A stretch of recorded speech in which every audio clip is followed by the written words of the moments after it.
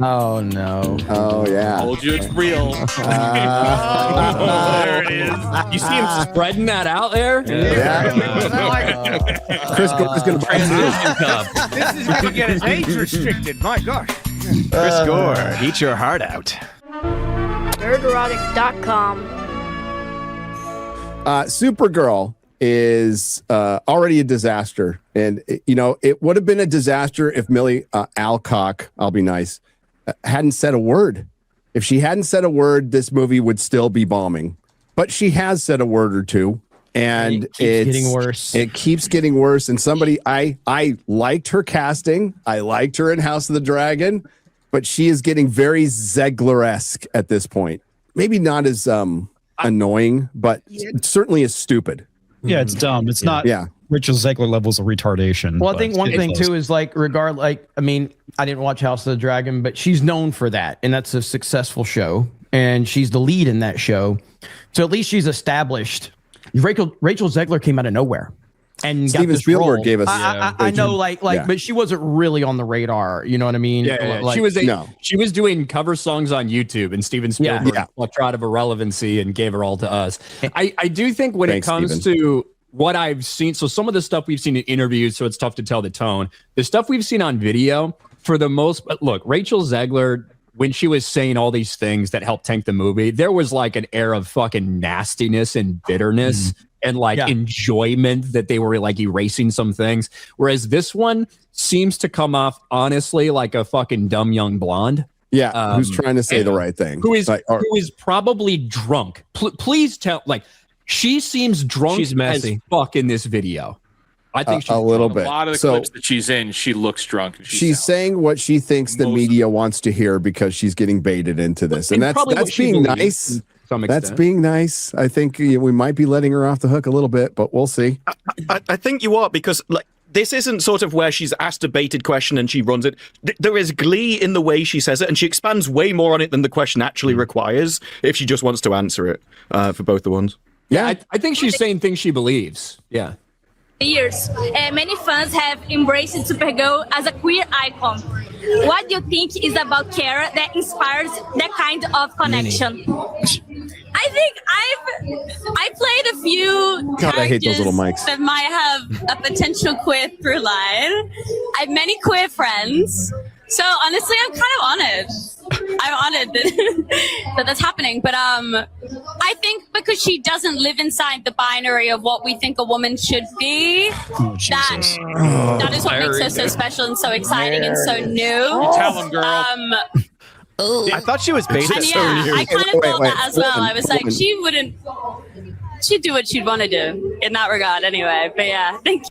Okay. She said, I have a lot of gay friends. Yeah, I was like, oh, she kind of based a little bit there. I have black friends. Okay. Can we start with Supergirl's a queer icon? That has never been a thing. I was going to say, when did that happen? Absolutely never. I can make an argument for some DC characters being queer icons. Nightwing, I could certainly make that argument. Hey, but hold on. No, it's true. Well, no. He's not gay. So Nightwing is a dude that gay dudes like because they thought he was hot. Yeah, that's not Nightwing. Don't put that on Nightwing. That means queers think he's an icon, or his buddies. I think that's in different. That's not fair. That is not fair for Nightwing. How dare you put that on Dick? Life isn't fair, guys. I was able to profile a gay guy walks in my store. I'm like, he's buying X-Men and Nightwing, and boom, every single time. Every single time. Were a lot of people in prison fans of Nightwing? Is that what you're trying to say? No. Nobody cared. Everybody in prison likes Batman. Batman's like the most... Yeah. Let me say one thing that I think is when I started playing Superman back in 1993, on the cover of Spunk magazine in West Hollywood, the cover said, "Fags think Dean Cain is super." All right. Well, they did. I mean, you're a icon. I was wearing spandex and my underwear were on the outside. I get it. I took it in. Okay. Take the compliment. But that doesn't make you. Garrett, I'm going to now ask Steph to make the most disturbing search. I need to find that. Steph, you put that on your internet history. I don't want that on there. Thank you. No, thank you. I fear what comes up when she searches for spunk. But there's more from the queer icon, Supergirl. And she's being baited in this, and it's Pride Month, and it's Juneteenth, and it's God, not so much comes to you from Queerly Radio. Exactly. It's not so much just baited. Here's part of the fucking problem, right? We have these red carpet interviews or these press junkets or whatever. Half of the problem are the people that are there asking the questions. These people with 200 followers on Twitter and like 1.5K subs on YouTube that have James Gunn on for an interview and can't crack 12 views, right? It's these irrelevant, ridiculous activist people. And they get invited to these things, and all they care about is whatever their activism is, whether it's black girl nerds, whether it's queerly, whatever the fuck. And they're asking questions that are only relevant to their fucking viewpoint. That's half the problem, that these people are even there to begin with. The other half is you have these retarded people in Hollywood who don't have any idea what real life is like. You have a 25-year-old woman in Millie Allcock who probably does believe all this stuff that she's saying. I absolutely think she does. And is drunk on the red carpet and then is playing this up. And the only people that it's going to win over are the people who aren't going to show up to your fucking movie anyway. You're not going to win anybody over. No. And you're going to alienate the people that do go out and support these franchises. But also, this is intentional marketing by the team. Yes. When you choose Queerly Radio to go along, you know what the questions are going to be about because that's all the radio station cares about. And so you do have to, it is the company to blame for everything. It's not. That's why I don't think you can really just put it down when you say the actors need PR training. It's like, well, they'll be getting PR training from the people that invited these people to the show in the first place. They might be getting PR training. The audience they want to be ignoring it. It's the whole system. Like the whole system is corrupt, and this is the result Warner Brothers wanted. This is the result James Gunn wanted. This is the result Millie Allcock wanted, and this is the result the press wanted. It's the whole ecosystem. That's literally what I was saying. Like half the problem is that these people are there, that they are being given access, and they're being given access to this by the studios. But we're at a point now where this movie it's too close to launch. They know that they're not winning with the conventional superhero fans. They're not winning with normies. So at this point, who else are they going to turn to try to get to go see this movie? At least if we could turn Supergirl, we as in the marketing department, if we could turn Supergirl into a queer icon, maybe the people that went to see Megan 2 will go see this. That's all that's left now. They're locked into an ideology. They just think they're right. And eventually it'll work. And we don't make this for the chuds anyway, or for men, even though the vast majority of Supergirl fans from comic books to cartoons are dudes. Her name is actually Millie Allcock. It's Allcock, not ALL. So Allcock, maybe? Allcock. No, I'm going with Allcock. Superman's going according to her, no cock.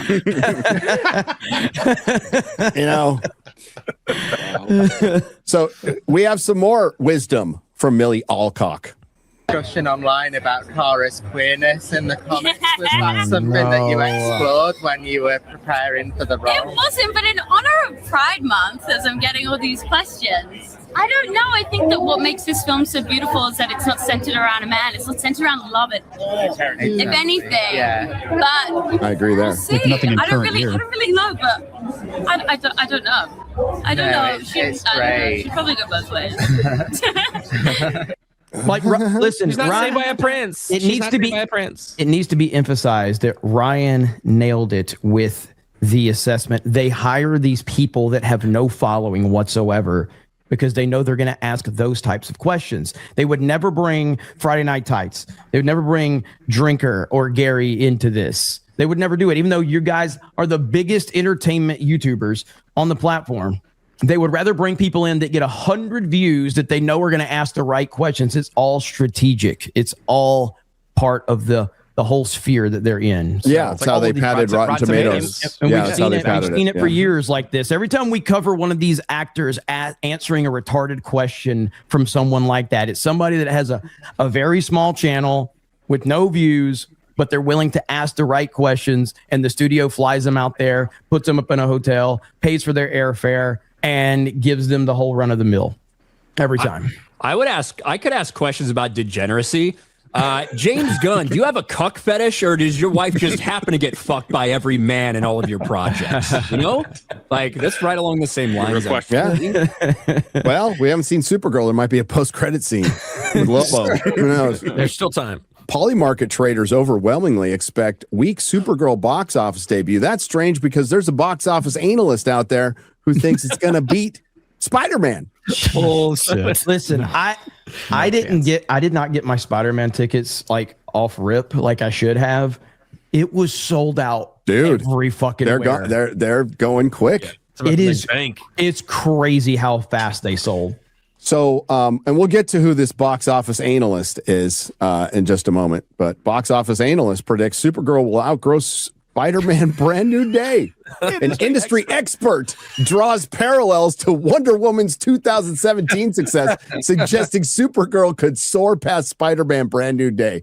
Now, this was last year. Note the date. Yeah. It was last year. Yeah, it's last year. It doesn't matter. August of 2025. I don't care. You said it. It's still a retarded take, but it would be more retarded if that take was yesterday as opposed to. It was retarded the minute you said.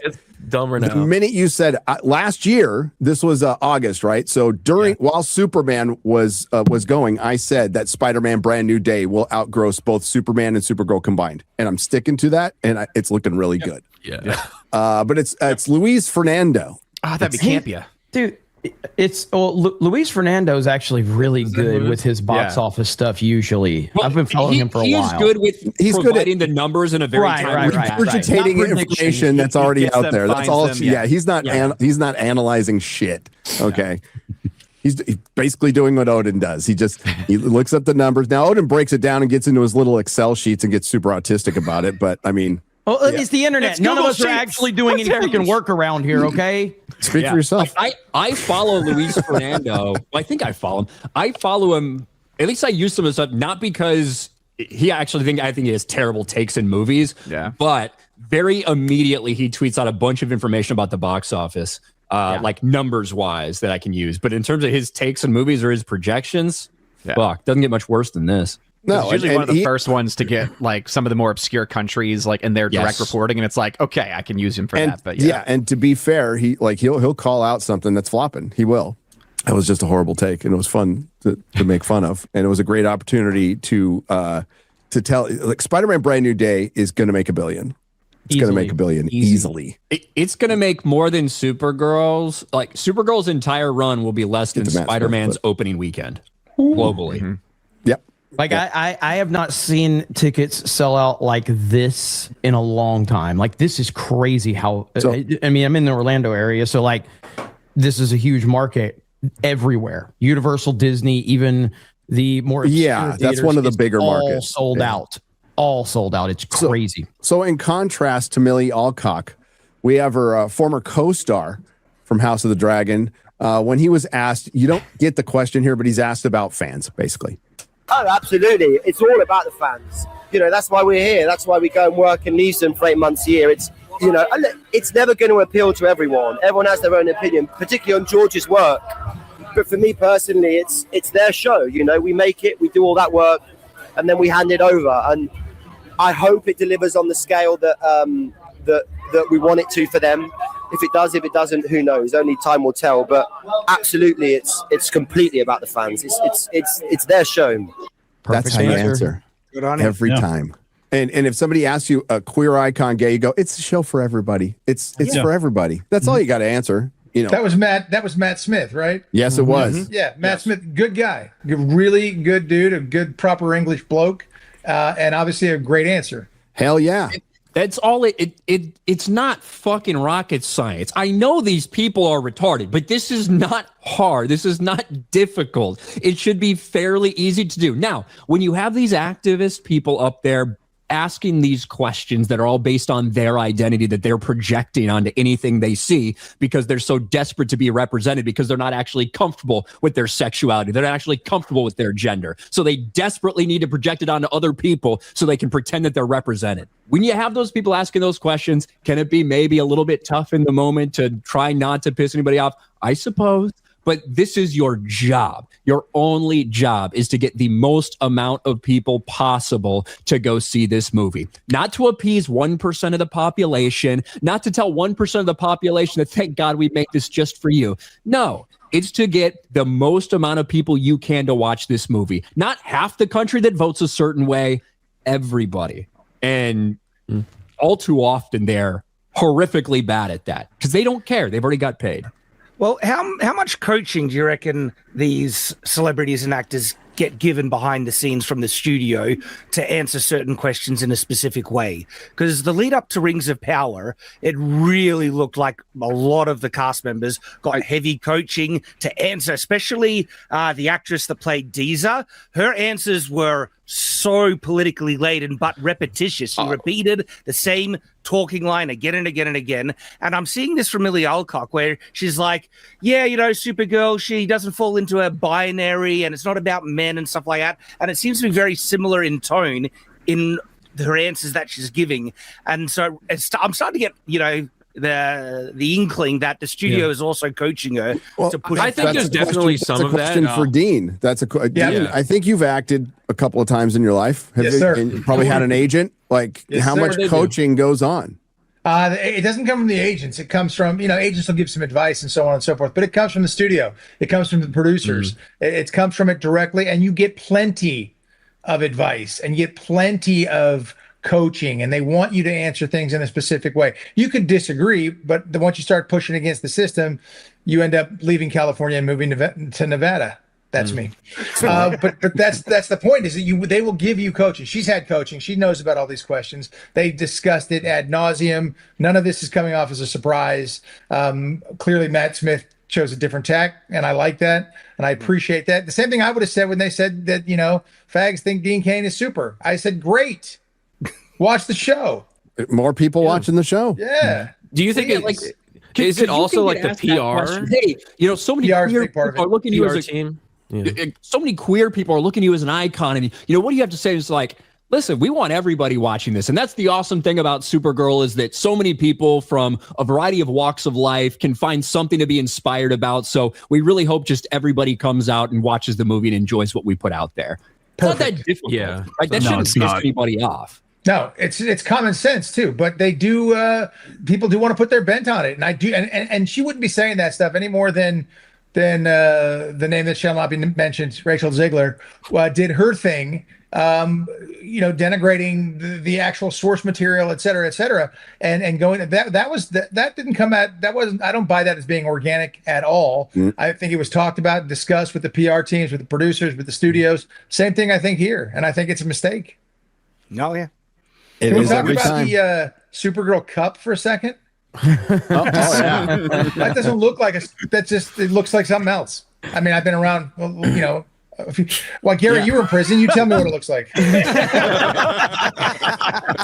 Shit. Wow. Sorry. Wow. Don't apologize. That was great. Don't apologize. Superman drops the Allcock. Ryan has the best description. It looks like some dude's dick mid-transition, or girls or whatever. Yeah, looks like some roast beef going on there. I don't know. Gosh. Is this again? Is this 100% confirmed to be real? Yes. Yes. There's It is real. video with people that have them. It is real, Jeremy. It's detachable.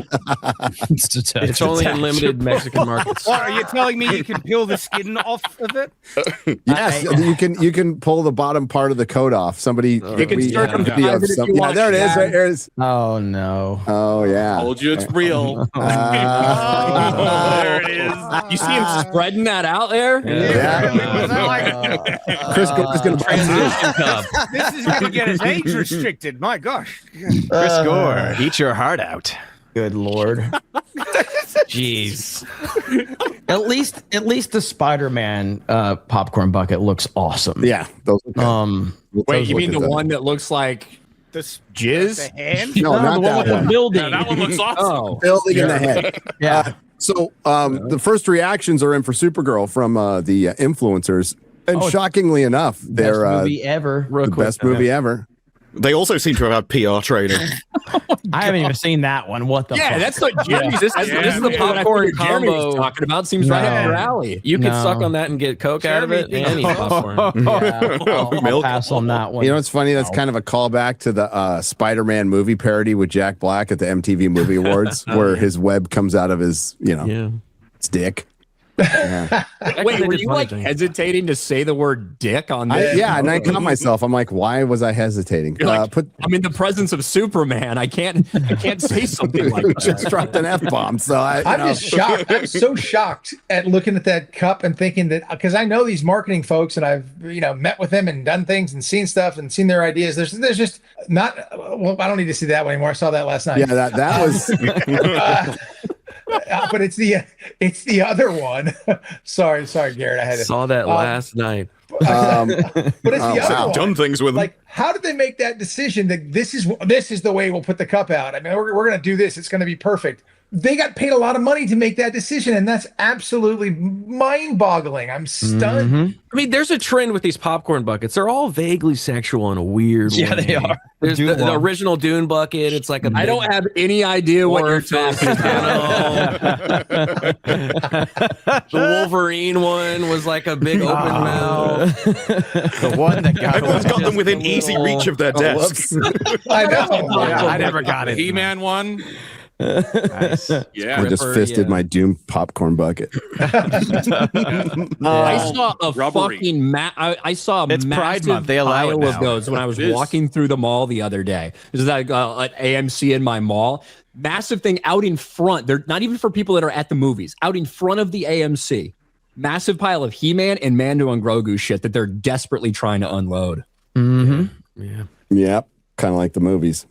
So early reactions are in, and we're getting Furiosa vibes, not Mad Max vibes. Furiosa vibes. Well, Fury Road sucked too. So, Fury Well, Road was both of them did not make money. feminist So garbage. they Mad Max was badass. Loved the hell out of that. I didn't watch the others. The OGs. the OGs are great. There's three of them only.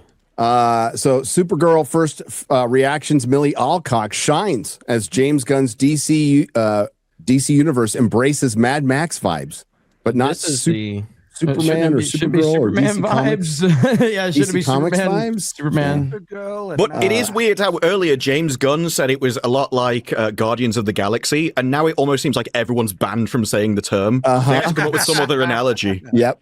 What is this? Supergirl channels the energy of Superman's James Gunn, while carving out its own identity. Surprisingly dark themes, Mad Max vibes, and a John Wick style motivation drive the story. Millie Alcock shines, and Jason Momoa brings his trademark chaotic charm in the 15 minutes he's in the movie. So he says, "My man," when he walks up, Yeah. and he's cool. Yeah, okay. I like Momoa, but like he's not very versatile in his acting. He plays himself. Yeah, he plays himself pretty much. He's a good dude. I like him too. But it's weird though. In that review right there, they talked about Mad Max, which we all loved, of course, and then they talk about John Wick, which I absolutely loved.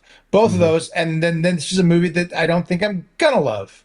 No, because it's not going to be either of those things. And then they mentioned True Grit because the story it's based on by Tom King, former CIA recruiter and famous Oedipus Complex dude, wrote the story, and it's basically True Grit in space, but feminism. Oh, well, also a lot of what they're like marketing a different movie than the movie we know it is. Both of those movies are male movies. Then you've got Lobo, who's in most of the marketing and is barely in the movie. He said he only filmed for a few days. They're advertising Millie Alcock in the suit that she barely wears, and so it's like they know what you want as a movie and just decided not to make it. So weird. But that's why they lifted this embargo early for all of the people who were paid with access to be there. Right. The reason they lifted the embargo early is not because they're confident in the movie. The reason they lifted the embargo early is because they are desperately trying to create some type of positivity to generate more pre-sales because they are very worried that this thing is going to fail. It could be number 2 at the box office on the weekend it comes out. That's a possibility.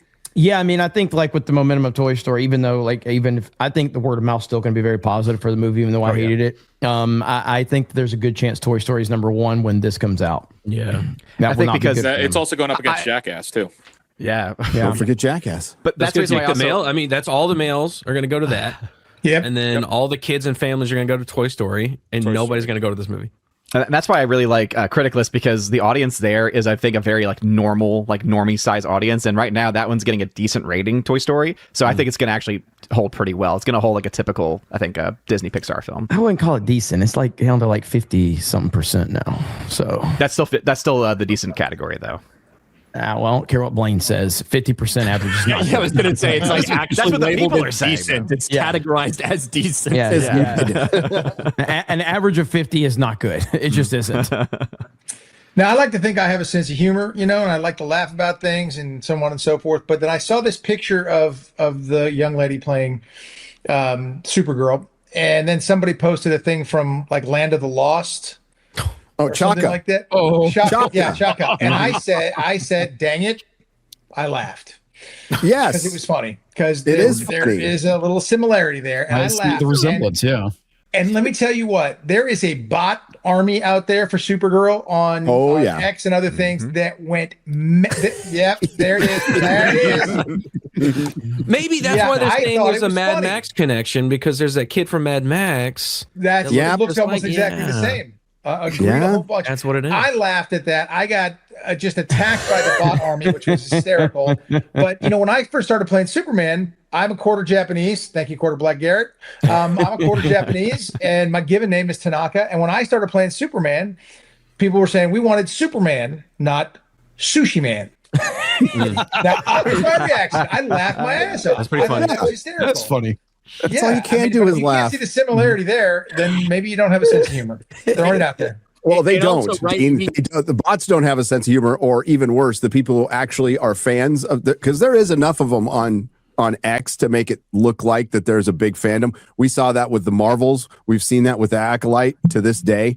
So I think it's a bit of both, and they weaponize it, but neither have a sense of humor. I think the bots actually have a better sense of humor than the people who genuinely want to root for this version of Supergirl. Millie Allcock will get so much credit if she retweeted that and just said, I was having a bad hair day, okay? Yeah. That would have been great. Karen Gillan did that. She was getting trolled. Yes. When Karen Gillan was getting trolled for her Guardians of the Galaxy Volume 3 like mannish looks, she just rolled with it and had fun with it, and that's how you do it. Do we have Dean Cain's best tweet ever pulled up where you were talking about some trans people and you said You're right. I pretended. girls. And they said, and you were never Superman. And you were like, correct. I pretended. It's like, holy shit. That was one of the best tweets of all time.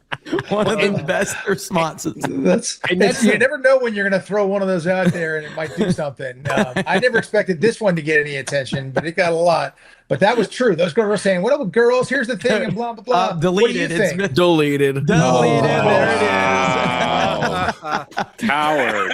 So I'm sure there's screenshots of it, but somebody, I believe exactly what you responded to was they said, and you were never Superman, and then your response was correct. I pretended, and it's like, destroyed. But I think that's the more correct way to fight it in that sense. Have a sense of humor. If Millie Allcock, whoever said that, Allcock, whatever, if she had said, I was having a bad hair day, it takes everybody would love it. Everybody, self-awareness is the most powerful tool on the internet. Just be self-aware. Don't take yourself too seriously. Laugh at yourself and roll with it. And yes, what you just said, if she just said, I'm having a bad hair day, everybody went, holy shit, she's a real one. She's down to earth. It's cool. It was mostly just the media wrote a million articles about Dean attacking Millie Allcock. That's where all of it came from. It's very strange. Yeah. And I got to say, the same thing happens for a lot of these female superhero, female hero type of movies when they're so desperate to make these women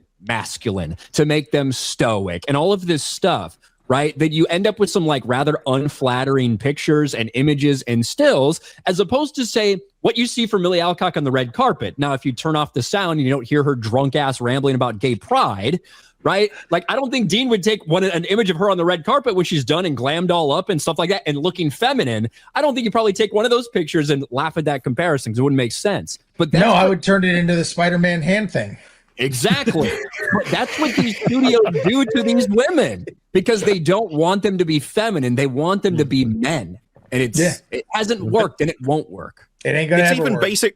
It's even basic rules of photography. Do you remember the Captain Marvel when they just took all the posters and made her smile? And every poster was far better than it was originally. There are rules about how you take photography to make yourself look as good as possible. It's the same thing as sex sells. We've got all of these things which people have known for centuries, and suddenly they're like, no, in the last 10 years, we're going to do it an entirely different way for no reason whatsoever, and it just destroys it. It's all a social construct, so we can present whatever we want to men, and they'll take it. Yeah, they discovered they hated money. Not true. Not true at all. What do you got there, Garrett? Spider-Man. We don't want to go to that yet. I want to get to the box office projections real quick. I am dying to see that. I haven't seen anything on Spider-Man at all. So we will see that next, right after we get to these box office projections, which I mean are just getting low at this point. I think the last one I saw was 50 million. 45 to 55 million is out there. That's a popular one, I think, from Box Office Theory. And look, I mean, if it's on the low end of that, it opens less than the Marvels. The Flash opened to like $53 million or something. That movie went on to make less than $300 million at the box office. These are horrific numbers. You're talking somewhere between 200 and 300 million if it plays out the way we think it'll play out right now. And the budget again is 170 million. Okay, that's what they say. Yeah, but then you have to figure in print and ad money, and they'll usually spend double that. Yep. Or, Which film? They'll double that number, even more. Conservative is about 100 million right now for what people think for the marketing campaign. I think that is conservative. But even with that alone, say it's $270 million all in, you're only getting half the box office back to the studios. So this is a movie that needs to break $500 million with our most conservative estimate to break even. And The Flash made 50% more internationally, whereas Superman made like 60% internationally. So even if it opens the same as The Flash, it's going to track way lower overall. So it says, that said, pre-sale trends across our national samples currently pointing towards front-loaded weekend with Thursday previews likely to land ahead of the Marvel 6.6 million. This puts a potential weekend debut bordering around 40 million on the table. Although our pinpoint is remaining bullish. Or bullshit, we don't know, within the set spectrum of forecast to account for the possibility of the current holiday weekend deflating short-range growth. We hate that. The holiday weekend. Yeah, shout out to Sean Robbins, though, because he usually does a pretty good job of covering this stuff. We'll monitor next week for final forecasts. Or you know what? We'll just figure it out when the movie comes out. When's it supposed to come out? Next week. Next week. So Thursday, I didn't even know. Friday. They're doing a shitty job then. I love that the current holiday weekend might be like affecting our things. Yeah, all the black people who are going to rush to see Supergirl. Like, is that what they meant? About? It's a week prior. I think they're talking about 4th of July. What they're saying is they're looking at pre-sales, right? Okay. So when you're looking at pre-sales and tracking pre-sales, the idea that this is a holiday and this is a holiday weekend where some people might be out of their normal habits can affect their track. Nobody's going to be out of their normal habits this weekend, Ryan. No. But I'm saying it's ridiculous. I'm about to say, especially with where it fell this year, because it's like, okay, so you're getting a little bit more of the day on Friday. That doesn't really disrupt things all that much, right? When it's just one single day that's causing this to happen. But yeah, break even for the film is going to be about 525, globally. Yep. Ain't hitting it. The best part, I think the best part about Supergirl is when it inevitably comes out and it flops, what are we going to see from the main trades? It's going to be like, well, the World Cup affected Latino people. Right. Yeah. It's gonna be all these and then they're going to excuses. say, in a post-COVID era, this is now the normal scene. They're going to blame same COVID. thing. And then, 3 weeks later, Spider-Man's going to come out and just butt fuck it. And no, those aren't going to be an excuse, right? We're not going to hear about COVID. We're not going to hear about the world. We're not going to hear any of that shit. It's just going to come out and dominate. The beauty of that too is that it's like basically a repeat of what happened. Happened last time. No Way Home, because I remember West Side Story came out, it flopped, and everyone's saying, COVID, and then all of a sudden, literally the next weekend, what happened to COVID? COVID doesn't seem to be a thing anymore with Spider-Man. I'll tell you cures COVID. That's what happens. We're going to hear about this is what we're going to get right here. This will be the trades. And we've all seen it. Straight white males. This movie's not for you. Yep. why aren't straight white males, or why are they refusing to see this movie? Only a month apart right there. Only a month apart. I guarantee we're going to hear about superhero fatigue in the reaction to the Supergirl box office failure. And then this movie is going to come out. And then this movie, with that intro, I thought Gary was that's a nuanced argument, though, because they're gonna make Spider-Man and Batman movies forever. That'll never stop. Spider-Man.com. Does whatever a spider can. Spins a web in his eyes. Catches thieves just like flies. Look out, here comes the Spider-Man. Is he strong? Listen, bud. He's got radio.